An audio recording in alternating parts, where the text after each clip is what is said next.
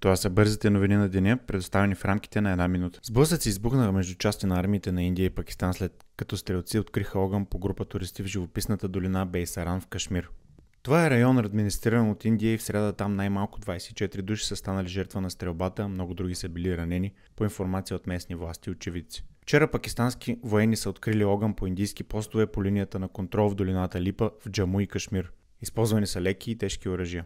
Индийски военни са отвърнали на огъня, изтребители на индийските военно-въздушни сили са във въздуха, а наблюдението се осигурява от безпилотни самолети. Пакистански самолети също са вдигнати по тревога, към границата са изпратени бойни машини на пехотата и няма данни за жертви.